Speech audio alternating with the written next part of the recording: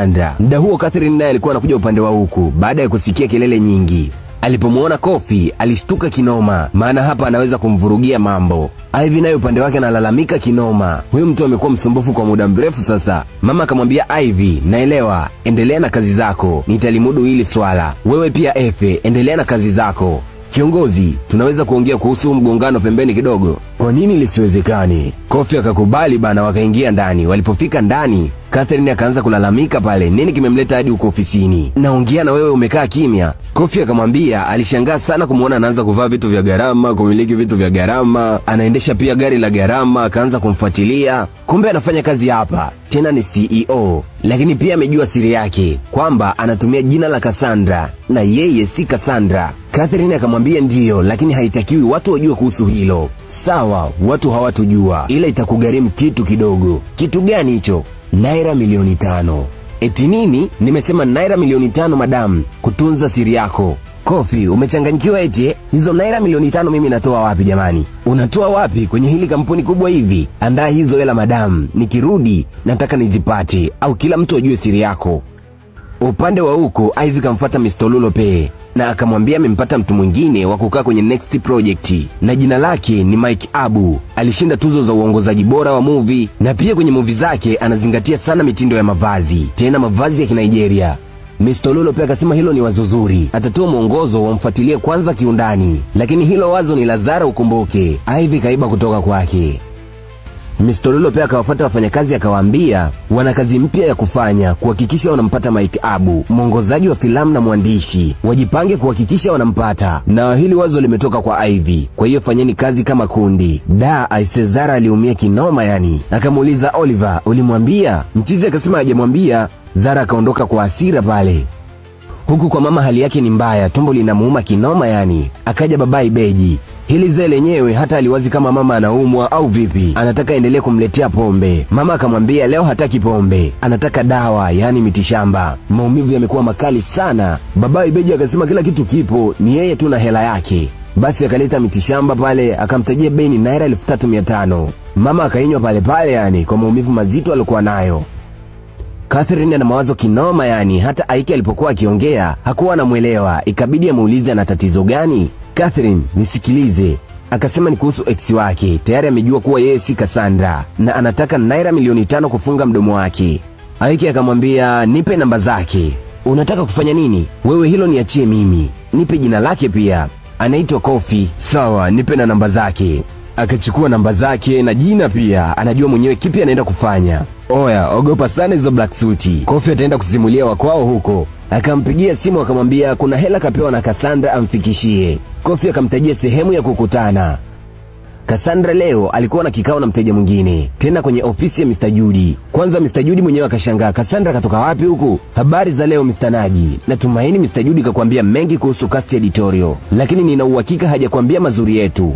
Na mimi sipo hapa kukwambia mazuri yetu. Nafikiri unajua brandi yetu ni kubwa sana, na kwa sasa cast editorial ni sehemu sahihi ya wewe kufanyia kazi, na nina imani umesikia mengi mazuri kuhusu sisi. Ndiyo maana sipo hapa kukuambia mazuri yetu. Akatoa document akampa Mr. Naji pale. Mr. Judy akaanza kulalamika pale, mara cast editorial sio sehemu sahihi kwako. Mr. Naji akamjibu ataangalia ofa zao wote, kisha atawajulisha wote kwa pamoja. Upande wa huku Aiki akawa anamchora Kofi kwa mbali. Kofi muda huo anasubiri atumiwe hizo hela alizosema, lakini akashangaa kuona anatumiwa polisi badala ya hela. Huyo si mzee wa dili nyingi, lazima wamtafutie kosa moja tu la kumtia hatiani. Aiki kashamalizana na huyo, akawasha chombo akaondoka eneo la tukio.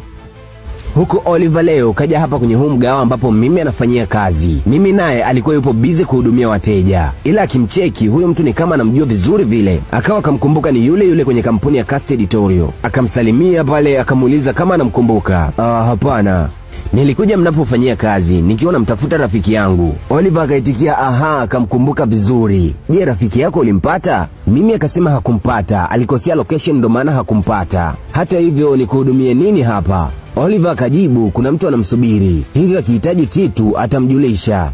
Wakati Mimi anaondoka akaona lile jarida Nora lilokuwa kaliandaa. Oliver alikuwa kalishika. Mimi akamwambia hili jarida aliandaa rafiki yangu ambaye anaitwa Nora. Oliver akasema hapana, ili kaandaa rafiki yangu anaitwa Zara na si Nora. Mimi akafunguka vizuri pale kwamba hili jarida aliandaa Nora baada ya kufanikisha kumpata mteja kama Ninola akisaidiana na Efe. Oliver akatoa picha kwenye simu pale akamuuliza, je, ni huyu? Ndiyo, huyo ndio rafiki yangu Nora na si Zara. Hapo Oliver akashtuka kidogo. Kwa hiyo pia huyu ndiye uliyekuja kumtafuta ile siku? Ya, ndo huyu ni Nora. Zara ni nani kwani? Nora, Zara. Hapa lazima tu Oliver na mimi washtukie siri ya Nora. Kipande cha 7 cha Band of 5 kinaishia hapa na kipande cha 8 kinaanza Nora akiwa katoka kazini, lakini alipofika nyumbani alimkuta mama yake kalala chini. Akahisi labda mama yake kanywa pombe tena mpaka kulala chini, lakini alipokwenda kumwamsha mama yake, hapo akagundua mama yake kazima. Akaanza kupiga kelele pale anamwamsha mama amke. Hajui nini kimempata na pia hajui mama yake ni mgonjwa wa kansa. Hili mama lilifanya kuwa siri yake. Kwa upande wa huku yupo Catherine, kapokea simu ya mteja na anasema ameona kazi zake na ameona kazi za Cast Editorial, hivyo basi atakuja kufanya nao kazi, kwani kazi zao ni kubwa na zinavutia. Kila siku Catherine mambo yanaenda vizuri kwenye kampuni. Akaanza kushangilia pale fulu shangwe yani. Ivy akamkuta mama yake anayarudi pale, so mchezo. Mama, kuna nini kwani? Mama akasema ni siku njema kwake, ndio maana amekuwa na bashasha. Kwa nini unaniangalia kama kuna kitu nimekuudhi? Wewe ni mama wa aina gani usiyekumbuka hata siku ya kuzaliwa ya mtoto wako? Mama akaanza kujitetea pale, amekuwa na mambo mengi, kampuni inamzungusha. Najua kila siku unajitetea kuhusu hiyo kampuni mpaka unamsahau mwanao wa kumzaa. Sasa huyu ni Catherine na mama wa Ivy ni Cassandra, hivyo hata hakuwa anajua siku ya kuzaliwa kwa Ivy maskini. Ivy akaondoka na laumu kinoma yani, abaki na hiyo kampuni anayoipenda. Si ndo muhimu kwake kuliko mwanaye? Baada ya Nora kumpeleka mama yake hospitali, alitoka na daktari, akamuuliza mama yake anaendelea vipi. Dokta kwanza akamuuliza hakuna mtu mwingine ambaye wanaweza kuongea kuhusu afya ya mama yake. Akajibu hapana, ni yeye na mama yake tu, hawana mtu mwingine wa ziada. Dokta akamuuliza kama mama yake alimwambia Nora alianguka hospitali na alipompima akagundua kuwa ni mgonjwa. Hapana, kuniambia hilo. Kwani anaumwa nini dokta? Mama yako ni mgonjwa wa kansa kwa muda mrefu sasa, na tumegundua kuwa kansa imeanza kusambaa kwenye mwili wake kwa sehemu kubwa sasa. Ili kuokoa maisha yake anahitajika apatiwe matibabu na pia upasuaji utahusika. Nora akauliza vitu vyote hivyo lazima vitakuwa ghali sana. Je, hakuna njia mbadala? Yaani kweli bei yake ni kubwa, na pia hiyo ndio njia pekee ya kumsaidia mama yako. Hakuna njia mbadala. Na je, itakuwa kama shingapi hivi? Kwa ukubwa wa ile bei, dokta alishindwa kumtajia, akaamua kumwandikia kwenye karatasi. Machozi tu yakawa yanamtoka Nora pale kwa hali walionayo, na kwa hiyo bei aliyotajiwa hawawezi kumudu hata nusu yake. Yaani suala la matibabu kwa mama yake ni jambo ambalo hawataliweza. Mewe naye alikuja kumuona mama hospitali pale, akamuuliza Nora mama yake anaumwa nini. Nora akajibu huku analia mama yake anaumwa kansa na hawezi kumudu hizo hela za matibabu. Mimi akabaki anamfariji tu pale maskini. Waliporudi nyumbani, mimi akamwambia najua itakuwa ngumu, lakini nataka kuuliza. Na unataka kuuliza nini? Mimi nipo kwenye viatu vyako. Je, wewe unaweza kuvaa viatu vyangu? Nora akamjibu ndio bila shaka. Lakini Nora, tangu lini umeanza kunidanganya? Alikuja rafiki yako kwenye mgahawa ambapo unafanyia kazi na alikuwa na jarida uliloliandaa, na nimegundua unatumia utambulisho wa mtu mwingine. Unawezaje kufanya kitu kama hicho? Na kwa nini umefanya hivyo? Kwa sababu ya maisha yangu. Aya, unawaza nini hapa? Au unahisi utanifukuza baada ya kujua mimi ni Nora na si Zara? Mimi unakuwa kama huijui familia yangu. Mimi ni Nora ambaye natoka kwenye familia ya kawaida, Nora ambaye nilishindwa kuendelea na masomo kwa sababu ya maisha. Unadhani wangenikubali mwanzo kama ningeenda na utambulisho wangu sahihi, Nora? Lakini unajua ni kinyume na maadili yetu.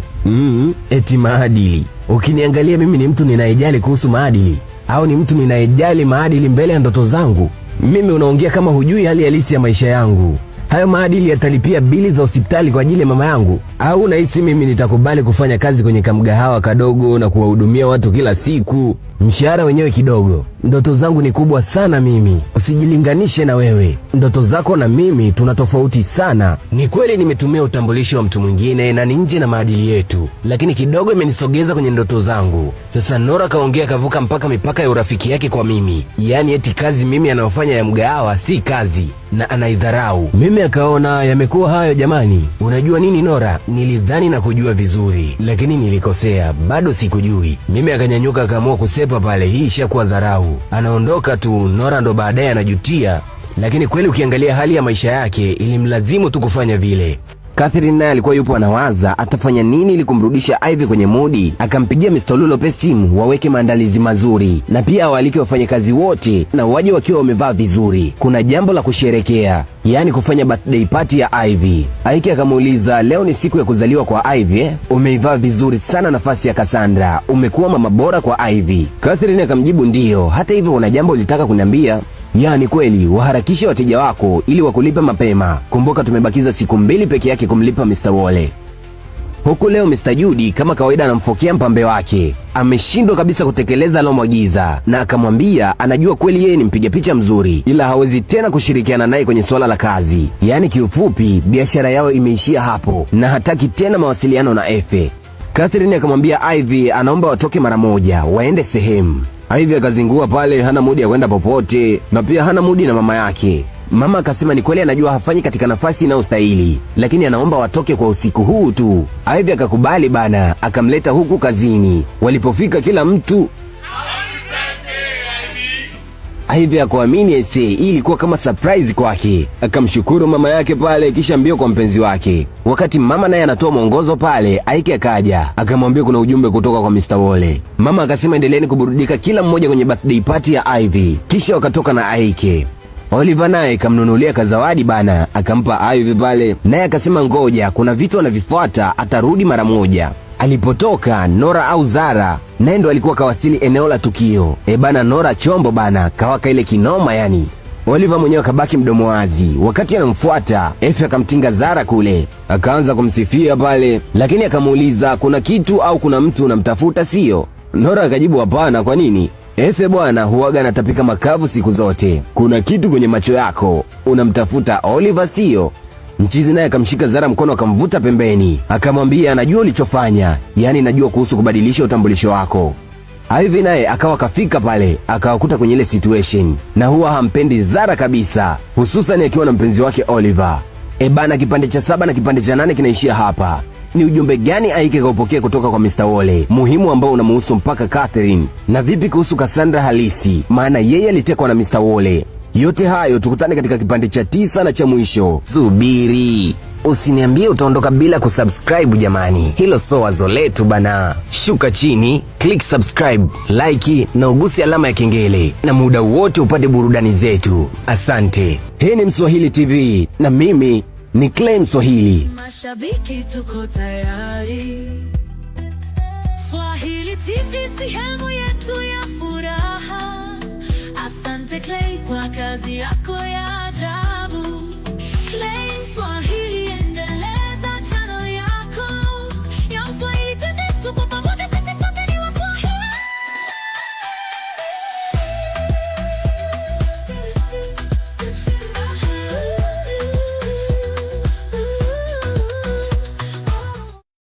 Kipande cha 9 kinaanza Nora akiwa kaketi chini anapiga kinywaji peke yake. Efe akamfuata akamuuliza, je, unampenda sana si ndio? Nora au Zara akamjibu hapana. Kwa nini iwe hivyo? Yule tayari ana mtu wake. Lakini Efe anajua Zara anampenda Oliver kitambo tu, na anajua Oliver pia anampenda Zara hivyo hivyo. Akamwambia mimi na wewe tupo njia moja, tunajaribu kuwa na vitu ambavyo kiuhalisia hatuna uwezo navyo, ila kwa kuwa wewe kidogo una nafasi, na kuahidi Ivy akiwa bila ya Oliver nitachukua uangalifu juu yake. Hata hivyo sitamwambia Ivy kuhusu hili. Nora akamshukuru pale. Wakati bado wanaongea akaja Oliver pale. Efe akawaaga akiwaambia ngoja niwapishe mpenda nao, muyajenge ya kwenu. Nora akaanza kusema nisamee, nilikosea mwanzo, sikukwambia. Nilidhani wewe ni wa tofauti na special, lakini kumbe sivyo. Unawezaje kuiba utambulisho wa mtu eti? Hujui ni kesi inayoweza kukufunga? Nora akamwambia kaa kimya, tena usiyavae usiyoyajua. Unajua ni mangapi nimepitia? Au kwa sababu wewe unatoka kwenye familia inayojiweza kuweza kumhudumia mtoto wao kwa kila kitu, masomo na nini? Haipo hivyo kwangu. Mimi sijaiba utambulisho wa mtu kwa kupenda, ili nilazimu kufanya hivyo. Sijaenda chuo, ni kweli nilipita kwenye mitihani yangu, lakini mama yangu hakuweza kuniendeleza wala hakuweza kumudu ada. Nikafanya kazi kwa msichana umri sawa na mimi na alisafiri, na ni kweli nimeiba utambulisho wa Zara na ni vibaya, lakini ningefanya nini tena? Akasema pia mama yake ni mgonjwa na anaelekea kufa na hana cha kufanya juu ya hilo kumsaidia mama yake. Kwa hiyo Oliver, please, naomba nitunzie hii siri.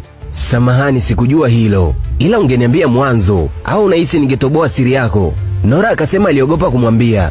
Na vipi kuhusu Efe? Na waona nyinyi muda wote ni marafiki, yeye pia anajua kuhusu hili? Hapana, halijui hili, sikumwambia pia. Oliver akamshika mkono akamwambia anachojaribu kumwambia, anaomba ajihisi kuwa huru kwake kumwambia chochote kile, wala asiogope. Wakati wanatizamana, si wakataka kuvutana lips bana. Ivy akawakuta pale. Unawezaje kuja kwenye pati yangu na kunipiga na kitu kizito kama hivi? Na wewe Oliver, muongo, playboy, na ninawachukia nyinyi wote wawili. Ila hata hivyo mnaendana nyinyi wawili. Akaondoka pale akiwa amejaa hasira kinoma yani. Ila ndo hivyo tu, naye kakubali matokeo. Nora naye akasimama akamwambia asante kwa kunisikiliza na samahani kwa yaliyotokea. Naye akaondoka pale. Zara subiri. Nora subiri nisikilize. Wapi? Nora kashaondoka tayari. Hii ni recap ya Band of 5 kipande cha 9 na cha mwisho kabisa. Kama ukuona vipande vya nyuma, rudi kwenye channel kisha nenda sehemu ya playlist. Nimekupangia hapo full recap. Hii ni Mswahili TV na mimi ni Clay Mswahili.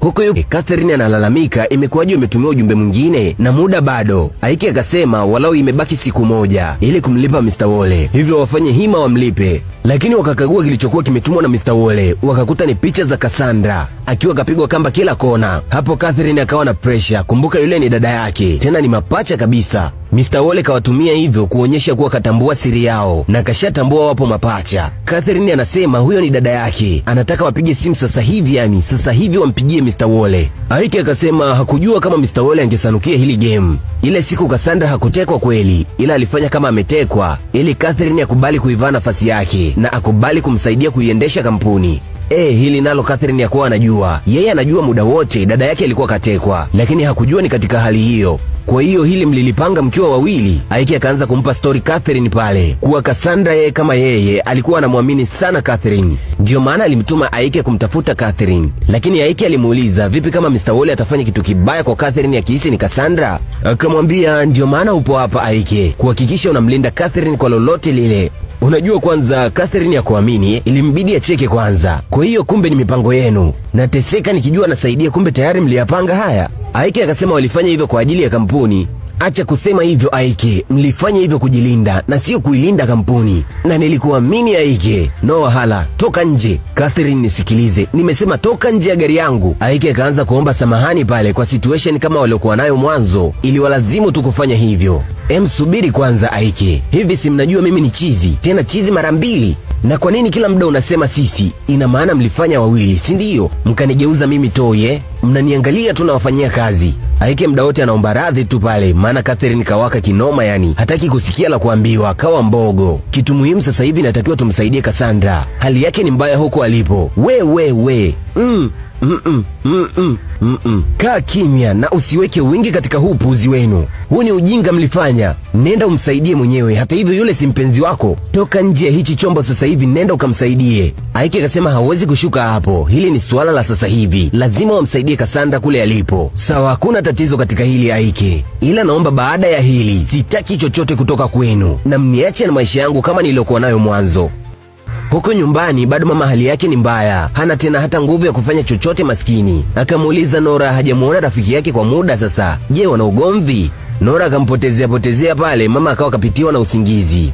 Baadaye Nora alikuja huku kumsubiri amalizane na wateja. Mimi akaja akamuuliza unataka nini? Nora akasema anamtaka rafiki yake warudi kama zamani. Ya rafiki yako yupo, lakini ni mhudumu kwenye kamgahawa kadogo tu, akiwa na ndoto ndogo pia. Mimi unajua sikumaanisha yale nilosema. Siku so nyingi nina hatari ya kupoteza kazi yangu, lakini sitaki kukupoteza wewe rafiki yangu. Lakini ungeniambia toka mwanzo Nora. Akasema ndiyo maana yupo hapo anaomba radhi. Aliogopa kumwambia yoyote yule kuhusu hilo, alihisi labda itamharibia, ila kwa sasa anaomba msamaha. Mimi akamuelewa bana, dada wa watu hana roho mbaya. Akamwambia yeye hana tatizo kuhusu ndoto zake kubwa, ila atambue tu wao ni marafiki na wapo kusaidiana. Nora naye akajibu anaelewa sasa kuhusu hilo. Sawa, vipi kuhusu hali ya mama nyumbani? Kiukweli bado hali yake si nzuri hata kidogo. Anaumwa na hatuwezi kumudu matibabu. Mimi akasema inabidi wafanye njia yoyote ili kumsaidia mama. Hata hivyo baadaye atakwenda nyumbani ampelekee chakula na pia akamjulie hali mama. Nora akamuuliza lakini hii haikuletei shida na bosi wako? Bosi. Hapo unaongea na bosi mwenyewe. Si alipandishwa cheo, ni kama bosi tu hapo sasa hivi kwenye huo mgahawa. Nora akampongeza pale, pia akasema anajivunia rafiki yake. Kapiga hatua kubwa sana. Basi shangwe tu muda huo. akaaga na yeye anawahi kazini. Wakaachana pale, lakini tayari amani ipo kati yao. Unajua, licha ya yote hayo, lakini bado Cassandra ni dada yake na Catherine, hivyo inamuuma kinoma yani. Akaja Ike akamwambia wakusanye hela wamlipe Mr. Wole, ila bado hazitoshi. Catherine akasema anajua sehemu ya kupata hela nyingine zaidi, lakini baadaye haitowapendeza. Ike akasema inabidi wafanye lolote kwa sasa hivi, ili mradi kumsaidia Cassandra tu. Upande wa huku akaja Tololope, akaja kuangalia kipi walichoandaa kwa ajili ya huyo Mike Abu. Oliver na Ivy wakatoa ya kwao, ila bado hawana maelewano mazuri. Tololope hakuzipenda hata kidogo, akasema nilitarajia kazi nzuri kutoka kwenu na sikutarajia huu ujinga. Ivy akajitetea pale, watajitahidi sana katika wakati ujao. Efe na Zara na wenyewe wakatoa ya kwao. Tololope akasema at least atabaki na hiyo moja, ila anataka nzuri zaidi. Oliver akataka kuanzisha maongezi na Ivy pale, ila akamwambia hataki mazoea na yeye. Kama anataka kuongea basi akaongea na mpenzi wake ambaye ni Zara. Efe anacheki mchezo kwa mbali tu, yeye hatii neno lolote lile. Baadaye akamfuata huku akiwa bado ana hasira, akamwambia anampa pole kwa kilichotokea baina yake yeye, Oliver na Zara. Akamwambia usiyataje tena hayo majina mbele yangu. Najua inaumiza, lakini baada ya muda yatapita na zitabaki kama kumbukumbu tu kwako. Ivy akamuuliza unaongea kama tayari ulishawahi kupitia haya kabla? Kukufukuzia wewe toka kipindi tunasoma inatosha kabisa kunifunza mengi Ivy. Kweli Efe anampenda Ivy kikweli kweli yani, wala si jambo la utani. Ivy naye akaamua kufungua moyo wake upande mwingine tu, amkubalie Efe. Akamwomba Efe leo aende nyumbani pamoja. Baada ya kusubiri kwa muda mrefu, leo mchizi anakubaliwa ise.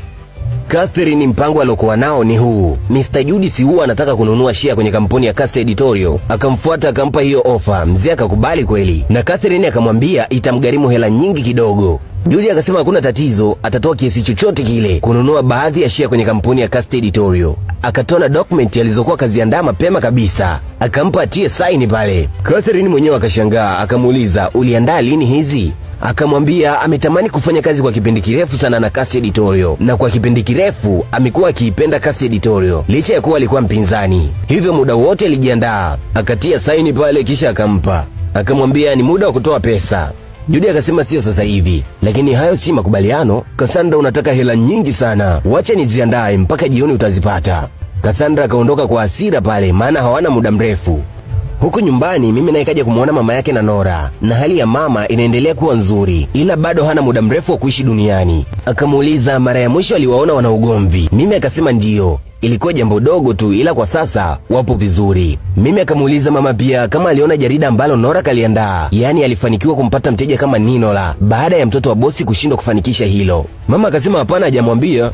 Mama bwana, kwa nini hajakwambia? Akatoa simu pale akaanza kumuonyesha mama. Mama akaanza kutizama pale, lakini katika pitapita akaona picha ya Cassandra. Akasema huyu mtu namjua huyu. Mimi kaisi labda mama alishawahi kumuona kwenye TV na nini, lakini mama akasema sivyo. Kuna siku tena alimuona hospitali na aliogopa sana. Mimi akasema huyu anaitwa Cassandra, mwanzilishi wa Cast Editorial. Mama akaanza kulia pale huko, anasema haiwezekani kumuona tena. Mama unamaanisha nini kwani? Muda huo Nora naye alikuwa anakuja, akabana kusikiliza hayo. Mama akasema huyo ndiye mzazi halisi wa Nora, yaani huyo ni mama yake. Lakini wewe ndio mama wa Nora? Akasema hapana, mama mzazi wa Nora ni huyo. Nora naye akaingia pale, unasemaje? Wewe sio mama yangu? Mama akaanza kulia pale. Nora naye anataka ukweli, akasema anachotaka kusikia ni ukweli wote. Mama akaanza kufunguka pale. Kipindi Cassandra anampata alikuwa mdogo sana na aliogopa kumpeleka mtoto kwenye familia yao, na huyu mama alikuwa anafanya usafi pale. Cassandra akampa huyo mtoto mdogo akisema achukue uangalifu juu yake, na pia anasema yeye na mume wake hawakubahatika kupata mtoto, ndiyo maana walipopewa mtoto hawakumkataa, walimpokea kwa mikono miwili. Na anamjua vizuri Cassandra na hawezi kumsahau, kwani alimtunza hospitali kwa kipindi kirefu sana. Na pia akamwonyesha Nora ile picha, ni picha ya Cassandra na huyo ndiye mama yake mzazi. Mbona hukunambia mwanzo? Akaingia ndani akarudi mbio, anataka kuondoka. Wakamuuliza unaenda wapi? Akasema anaenda kwa huyo Cassandra. Furaha iliyokuwepo muda mchache imebadilika na kuwa huzuni tena. Catherine akapigiwa simu na Mr. Wole. Muda huo Mr. Wole anamtia vitisho tu, lakini Catherine akawa anamuomba asubiri kidogo, hela zake zinatumwa. Nilijua utakuwa tofauti na dada yako, lakini kumbe nyote kitu kimoja. Mama muda wote anaomba tu maskini, hela zake zitatumwa. Umechelewa sana Catherine, sema kwaheri kwa ndugu yako Cassandra na mtoto wake mdogo. Muda huo Nora anakuja kumtafuta Cassandra, kuna gari ilikuja spidi na yule mpambe wa Mr. Wole akashuka na kumteka Nora pale pale yani. Huku Catherine anasema tafadhali usimzuru Cassandra wala Ivy. Yeye anajua ni Ivy, ila mtoto wa Cassandra ni Nora, na Wole kashalijua hilo, ndio maana kamteka Nora badala ya Ivy. Wakati Catherine anaongea, kumbe Ivy alikuwa anamsikiliza. Akamuuliza, mama, una maana gani kusema usimuumize Cassandra wala Ivy? Na mimi nipo hapa na wewe upo hapo. Bana, hii recap ya Band of 5 wenyewe wanadai huu ndo mwisho na haijaendelea kutoka hapa. Hatujajua nini kitatokea baada ya Nora kukutana na mama yake huko wakiwa mateka wote kwa pamoja, na hatujajua huyu Ivy ni mtoto wa nani, maana sio mtoto wa Cassandra, pengine labda ni mtoto wa Catherine, mimi sijui kuhusu hilo. Lakini pia vipi hali ya mama mlezi wa Nora? Je, itaendelea kuwa mbaya au vipi? Maana ni mgonjwa wa kansa. Yote hayo wameamua kuyanyamazia bwana. Hii movie na kama mwaka hivi tangu wameiachia, na kuna uwezekano mkubwa wa kutoka season 2. Kama wakileta season 2, basi Mswahili TV tupo kwa ajili yako, tutakusogezea bila hiana. Band of 5 kipande cha 9 na cha mwisho kinaishia hapa na hakuna next jamani, yani hapa ndo wamefunga kurasa. Mimi naomba nikwambie uendelee kuwa mwanafamilia bora wa Mswahili TV, kwani kuna mengi mazuri yanakuja. Subiri, usiniambie utaondoka bila kusubscribe jamani, hilo so wazo letu bana. Shuka chini, click subscribe, like na ugusi alama ya kengele, na muda wote upate burudani zetu. Asante. Tufuatilie kupitia kurasa zetu za Instagram @Mswahili TV na pale TikTok kama Mswahili TV. Pia subscribe kwenye hii channel kwa mengi mazuri. Mimi ni Clay Mswahili. Mashabiki tuko tayari. Swahili TV sehemu yetu ya furaha.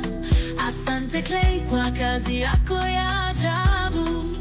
Clay Swahili.